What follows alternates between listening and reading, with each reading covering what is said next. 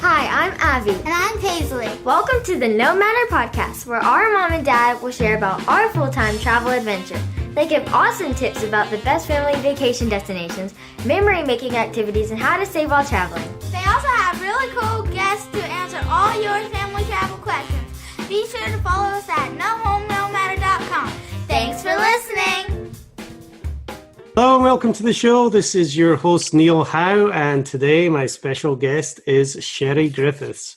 Sheri and her family are California-based content creators focused on providing practical tips and advice to new and seasoned cruisers. And CruiseTipsTV's audience enjoys following Sheri and her family as they travel the world by ship and create cruise travel films. They visit destinations like Japan and Mexico, Alaska, and the Caribbean. And Sheri has experienced 32 cruises on 6 cruise lines. And she was named one of Porthole Cruise Magazine's 10 travel influencers changing how we travel, how we vacation. And their YouTube channel, Cruise Tips TV, has over 69,000 subscribers and over 12.5 million views. Sheri also created a course for newer cruisers called Cruise Tips TV Academy, which teaches new cruisers how to navigate every stage of cruise planning and the process. And their newest venture, the Cruise Tips TV Unplugged podcast, features weekly cruise tips segments and cruise stories. Well, Sheri, it sounds like you have been very busy doing all this. Welcome to the Nomadder Podcast. Oh, thank you so much, Neil, for the warm introduction. I appreciate it, and I'm so happy to be here. Well, I'm really excited to learn some of these things about cruises. I've never been on a cruise before myself, so it's definitely something that I want to do in the near future. However, my parents are currently on, I think, a 108-day world cruise. So I've been kind of living vicariously through them, seeing all the sights and sound and cultures that they've visited. So cruising is definitely a great way to travel. So tell me a little bit about yourself first and your family and how you got into this business and why you love cruising so much. Sure, I would be more than happy to. And that's wonderful about your parents being on a world cruise. I'd love to hear more about that someday. That's a dream of ours. So we got started about 6 years ago over kind of a dinner table conversation. We were, a working family. We still are a working family of 3, my husband and my son and I. Our son is 10 years old. And one night we were having dinner and we thought, gosh, we feel like we have so much good information to share about cruising. And what if we were to just create a couple of videos on YouTube, some tip segments to help people out with packing and organization and general tips on cruising? Nobody will watch, but it will be a ton of fun and a good way to get out of our comfort zone. So we had been on several cruises as a family and thought that it might be a fun platform to try. So we did just that. We created some packing videos, which when we look back on them now, they're so hard to watch. You know how we all evolve as creators over the years, and we didn't know what we were doing. We had no formal training in broadcast or television, and I was actually terrified of public speaking, but we got up there and we did it. And before we knew it, we got up to 1,000 subscribers and then 2,000, and we actually had people following, and we were just so baffled by the fact that people would be so intrigued by it. So as the years have gone on, we've sort of modified our approach to fit our audience. So those tip videos served us really well for a long time. And eventually people said, hey, we want to go along on these vacations with you. We want you to take us along on your cruises. So we would resist that for a long time. We were like, oh my goodness sakes, we don't want to vlog our cruises. We're not going to be good at that. There's no script, there's no rehearsals. We can't do it. But eventually we gave in and we gave it a try. And we took our viewers along with us and made cruise films of a short 4-night cruise. And that was probably about 4 years ago, and we've never looked back. So every time we go on a cruise holiday, we produce travel films along the way and tip segments from the ship. So we will show people what we're doing in every port and allow them to come along with us, whether it's a food walking tour in Italy or a jet boat ride somewhere or zip lining in Puerto Vallarta. We bring people along for the experience, and we'll even show them how we organize our stateroom on a cruise. So it's a ton of fun. And we have an incredibly wonderful and engaged audience that has stuck with us from the very beginning, and that's just so incredibly rewarding. Well, it definitely is very engaging. Just looking at some of the videos that you have out there, the engagement is really nice to see so many people leaving comments and asking questions. But obviously, you struck a niche that people really want to know about, and it's fun to share. How many cruises had you been on before you decided, hey, let's give this a go? I would say at that point, we'd probably been on at least 10 or so. My husband and I, when we first got married, we couldn't really afford to go on any vacations for those first few years, though. And we went on a land holiday over Christmas to Paris. And we thought, okay, that was incredible, but our next vacation just needs to be a bit warmer. So that's when we decided to jump on a cruise. I had been on just one with my mom and my brother as a high school graduation present, but I always thought it would be wonderful to introduce my spouse to the world of cruising. So we went on our first back in 2003. And it was absolutely incredible. My husband absolutely fell in love with the formality and the tradition of cruising, but yet the relaxation of kind of unpacking when you get on the ship and then having this transportation to each port. So we've done the majority of our cruises after we started this adventure, but quite a few before. So what is it, Sheri, that you love most about cruising as opposed to taking a flight and going to a destination, which, some people like to do as well? There's a few things. I think the romance of being out at sea for us is just something that is hard to describe, but it's wonderful. We love waking up and catching the sunrise and just being in the middle of the ocean. We love the convenience of cruising as well. Not only is it a super good value, it's definitely tends to be less expensive depending on what cruise line you travel with than a regular land vacation, but there's just something so convenient and comforting about waking up in the morning in a new city, a new location, sometimes even a new country, and you didn't have to do much travel to get there. You unpack and you relax and you're transported to all kinds of different places. And it's also introduced us to different cities that we'd like to spend more time in on a land vacation. So it's a good way to do kind of a preliminary exploration. And it gives us time to really spend quality time together as a family without having to worry so much about a lot of the planning, since all of the food is provided and everything's taken care of everything is taken care of for you. Your room is cleaned and all of those wonderful things that as a working mom or dad, you just don't want to worry about on vacation. It really allows you to focus on the family time.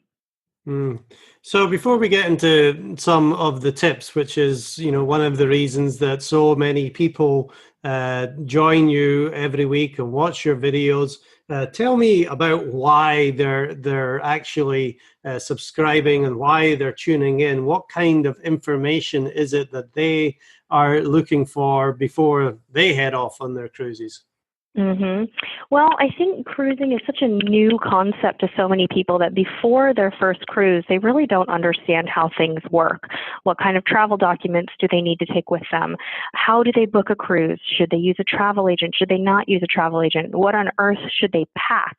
How does their stateroom account work once on board? There's usually just these hundreds of questions that people have. So I think that they come to us for those little details and that information, but they also come to the channel, I think, for the sense of community immediately. It's not just us that are there to offer this information. It's our community immediately that steps in to help them. For example, every other weekend, we hold a live stream on YouTube where we answer people's questions in kind of a rapid fire way. But sometimes I won't know the answer to the question about a particular cruise line, but they'll have 200 to 600 people in that virtual chat room that might be able to help them live. And I think there's just something so comforting about being able to get your questions answered right away. Yeah, really. And, like I was saying before, the engagement seems to be just, so many people want to jump in and help out and answer people's questions. And it's one of those niches, being the travel niche, that there's so many people interested in it. And of course, it's something that you are going to spend a lot of money on. So you want to be prepared. You want to make sure that you don't make any mistakes. So what are some of those kinds of mistakes that you see some people make, either in the booking process or packing, which are the major issues that people can make mistakes on? Oh, that's such a good question. I think that one of the major mistakes that people make in the beginning during the booking process is not choosing the right cruise line for them. So not really researching what their cruise line personality is and knowing what line to choose. The second mistake that people make is not using a travel agent, and specifically the right travel agent. There's really excellent travel agents that are very involved, engaged, and helpful, and then there are some that handle the booking for you and then don't really help you with the rest of the process. So I think getting help to find the right travel agent is also key. And then once they're booked, some of the mistakes that people might make would be flying to the cruise port the day of the cruise and having some kind of a weather delay or a port delay and missing their cruise. That can happen. And then, when it comes down to a more micro level, they can make mistakes with packing. They can overpack. Generally, overpacking is more of a problem than underpacking. And one of the mistakes that we see people make, and this is a very small thing, but it has a huge impact on their cruise, is, for example, packing uncomfortable shoes when these cruise ships are just huge. They can be 1,000 feet long, and you're walking all the time. And to do something like pack uncomfortable shoes in an environment where you're going to be, walking a few football fields to dinner can be a huge mistake. So we try to catch all of those little things for people along the way and help them to really pack wisely. Well, that's something I certainly wouldn't have thought of, was that just the distance that you have to travel to get somewhere. My thought process is it's still an enclosed space, but those cruise ships are really massive, aren't they? They sure are. Yeah, it's kind of like being at an all-inclusive resort. When you have to walk to breakfast, sometimes it's across the property. It's kind of the same concept. And of course, they have elevators that can help you get there, but those elevators don't travel sideways. So you have to walk quite a bit. So talk to me about choosing a cruise line. You said it's depends on your personality and what you're looking for. What exactly is out there for different people? That is a very tricky question, because I think everyone has more than one cruise line that would work for them. So I think that, within the mass market cruise lines, you have cruise lines that cater more to budget travelers. You have cruise lines that cater more to people who are gourmet foodies. And then you have cruise lines that cater to people who are really into lots of sports and physical activity and who don't like to sit around and be bored on a ship. So it's a matter of kind of thinking about what types of things you like to do on a cruise, what your budget is, and then sort of backing into what cruise line makes the most sense. And people, there's so many different ways to research that, from going on to message boards and forums and really reading about the cruise lines and looking at photos and videos of people's trips to get an idea, to just asking friends and travel agents to help you choose a line. It can be very tricky, but it's a fun process as well. So if we are beginning cruisers, what would you suggest? Taking a short weekend kind of cruise, or, extending it so you can really experience what it's like a little bit longer term? Okay. Well, I normally, for a new cruiser, would suggest a 5 to 7 night cruise. The reason why is because I think that a short cruise, a weekend 2 to 3 nighter, really doesn't give you a sense for what cruising can be. So it doesn't allow you to truly relax into the experience. And a lot of times those shorter cruises are kind of frantic. On some cruise lines, they can also be party cruises, where the same exact cruise ship on a 7-night voyage might be a totally different experience. So I think it's wise to start with 5 to 7 days and then kind of work from there. Determine if you'd like weekend cruises, if you like longer voyages, and see where it takes you. I guess the only exception to that would be if someone's maybe going on wants to do a girlfriend's weekend or a bachelor party or something like that. Those can be nice opportunities for a trial cruise that's maybe 2 to 4 nights to kind of get your sea legs. But otherwise, if you're looking for relaxation and to determine if cruising is for you, you're going to get a better picture of that when you have a full week to do it. Mm. And in terms of a travel agent, what are the benefits of going with a travel agent to book a cruise rather than just booking something that you find online? And you also said about picking the right travel agent. How do you find that right travel agent for you?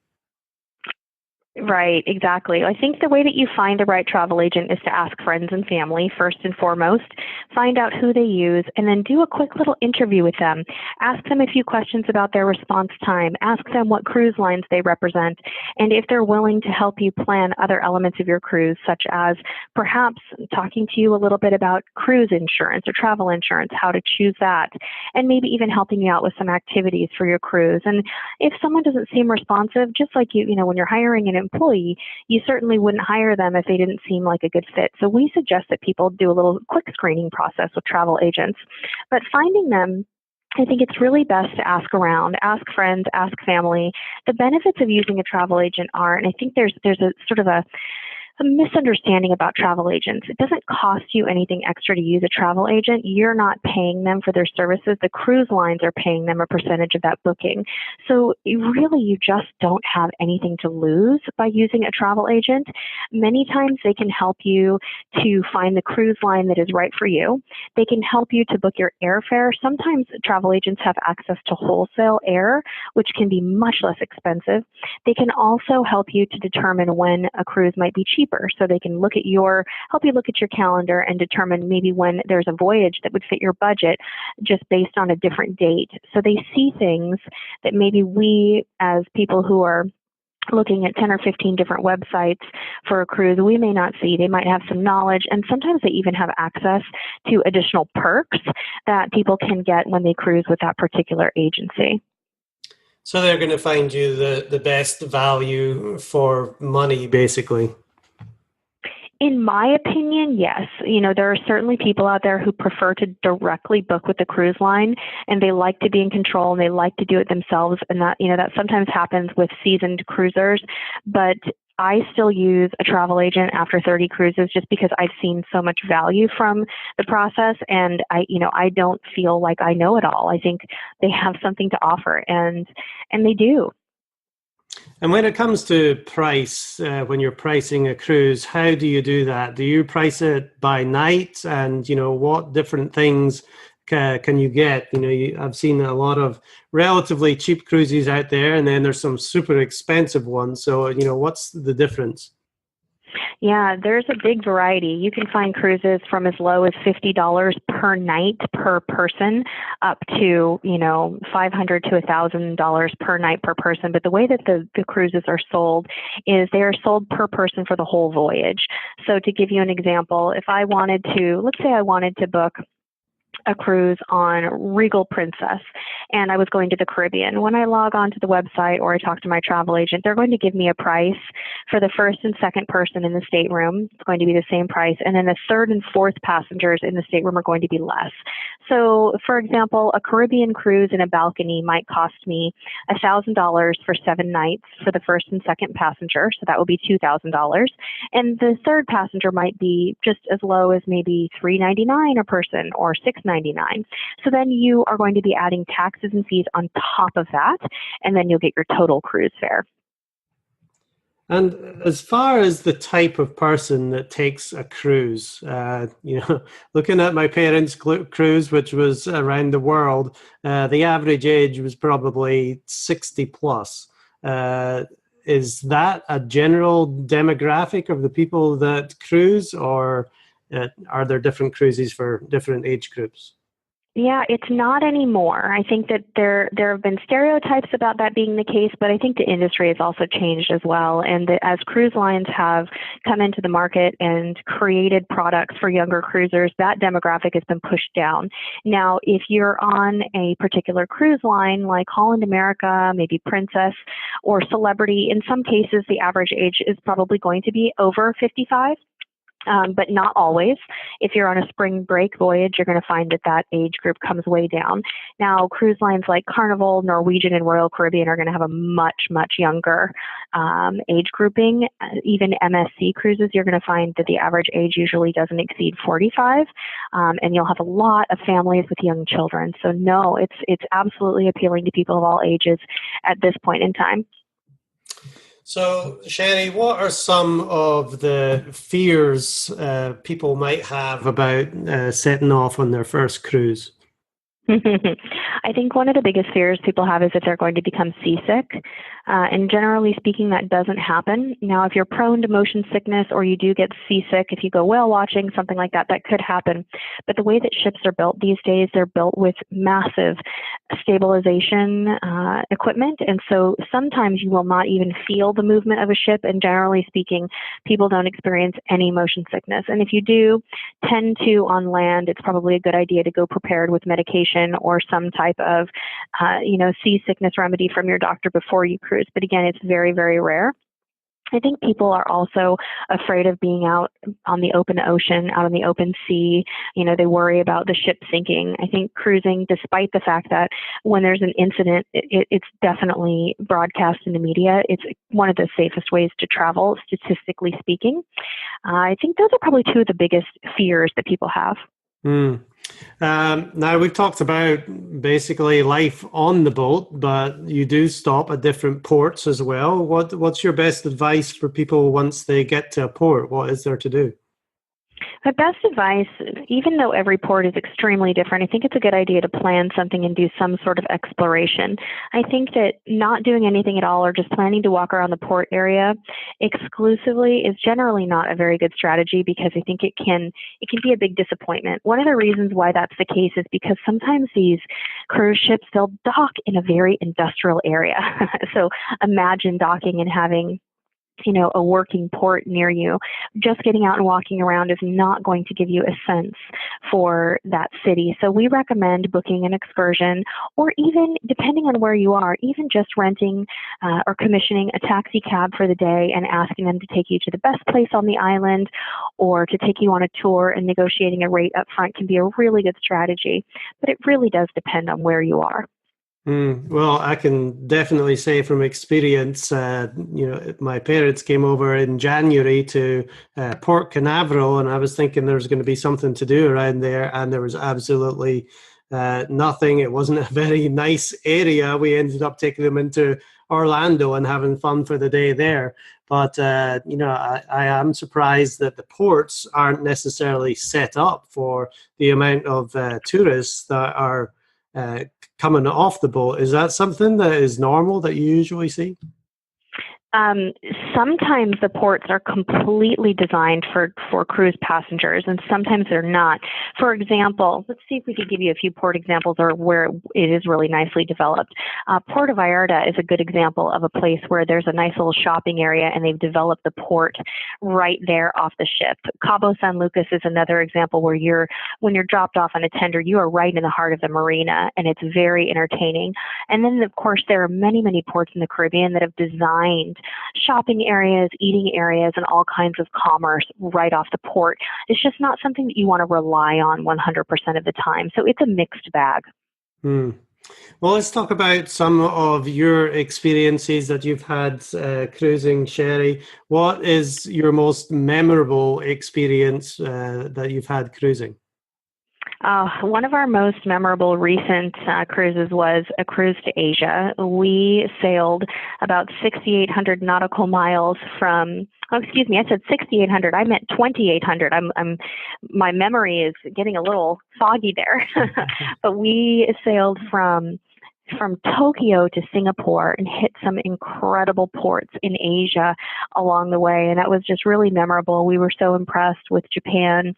We got to visit Hong Kong, Taiwan, and Vietnam along the way as well. And it was just incredibly special. We also just returned from a 7-night cruise with MSC Cruises to the Mediterranean in Europe. And it was just a wonderful experience for our son to finally be old enough to appreciate the European history and get back to Europe after a long delay. And my husband and I visiting Europe was really incredible. Yes, I bet there's so much to see. And like you say, cruising is definitely a great way to get around the world. As far as some of the misconceptions that people might have about cruising, what might one or two of those be?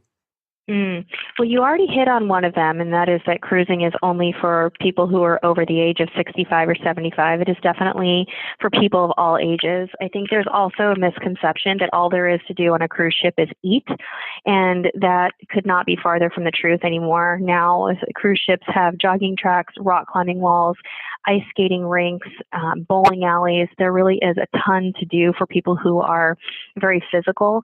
Our family is very, very active, and we like to kind of go on our cruises. So I think that's something that we really enjoy, kind of cutting through that myth. Of course, there is a lot of wonderful food, and you can definitely gain a few pounds on a cruise, but that's one that we really like to smash through.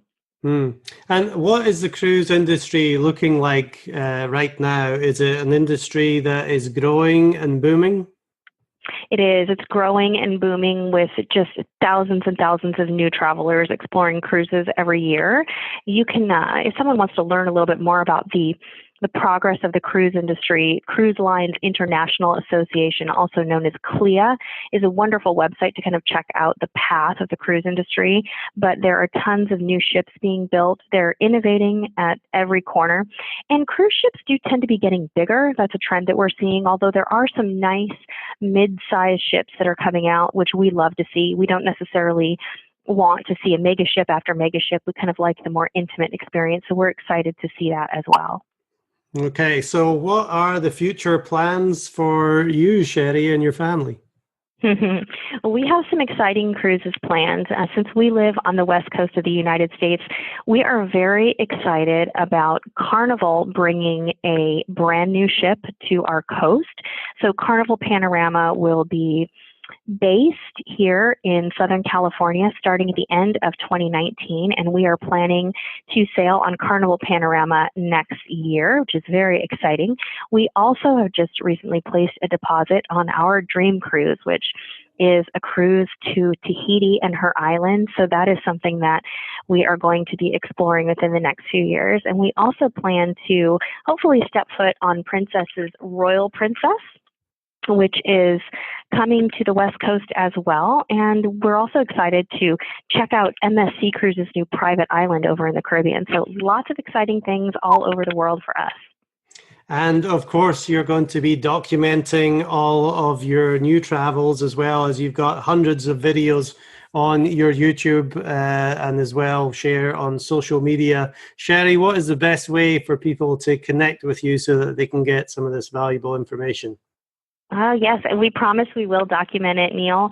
They can find us at CruiseTipsTV, all one word, on Instagram, Facebook, Twitter, and YouTube. We are all over. Awesome. Well, Sheri, if you'd like to leave a final message for anybody that's out there who's listening to this that is considering booking a cruise, what would you say to them? Sure. I would say to get involved in as many online communities as you can to do your research. You are also welcome to send me a direct message over on Facebook if you ever have any cruising questions. We are very hands-on. We love to help people, and it would be our honor to help you out. Excellent stuff. Well, I'm just going to throw this last question in because I always like to ask. I'm sure there's plenty of time for reading a good book while you're on a cruise. What's your favorite book and why? Oh, my goodness. Well, I have to tell you what I'm reading now. I am reading The Joy of Cruising, which we were very, very excited to be featured in. It's a book by Dr. Paul Thornton, who wrote a book about everyday cruisers. So there are some media folks in the book, but there's also some just incredible stories of people who have made cruising a big part of their life. So that's what I'm reading right now. Excellent. And of course, you have your own podcast that is, are you just starting that? Have you done a few episodes? We have just started. So we're at about episode 8 right now. We're about 8 weeks in, and we post every Wednesday. We're having a ton of fun with it, and it's called CruiseTipsTV Unplugged, and we're very excited to be in everybody's earbuds and on their commutes as our latest adventure. Great stuff. And tell us a little bit about the Academy, because that sounded interesting to me. Oh, yes, of course, the Cruise Tips TV Academy. So a few years ago, we realized that our channel, while it sort of offered an education for cruisers, it wasn't really offering a sequential cruise education. So if someone needed help in more of an educational fashion of learning how to research and book a cruise, and then to sort of plan the whole entire process in order, it was difficult for them to find that on our channel. So what we did is we created a course. It is a $25 course. It's very, very inexpensive. And people can log in and they watch 20 videos telling them all about how to book and plan a cruise and even what to expect on board, from internet access to tipping and Wi-Fi and all of that good stuff, and then how to handle those port days. And then we created a bunch of checklists and downloads to go with it. So cruise packing checklist, planning checklist, things you need to do 3 months before your cruise, a week before your cruise. And it has just been so well received by newer cruisers and also folks who maybe have been on a few cruises, but it's been a while for them and they need a refresher. So that course can be found at our website, which is CruiseTipsTV.com. And they click on the tutorials tab and they find the Academy right there. Well, Sheri, this has been excellent. So much great information from you. And I know there is so much more to know. And like you said, probably planning 3 months out or more just to make sure that you have everything in order. So much to learn. So thank you very much for being my guest today on the Nomadder Podcast. Oh, thank you so much, Neil. It's been a pleasure. And we appreciate your time and we appreciate the invitation. Oh, excellent. And to our listening audience, if you like what you hear, hit that like button and share, and we'll see you next time on the show. Thanks for listening to the Nomadder Podcast. For more shows and resources, visit us at nohomenomadder.com and make sure to follow and subscribe.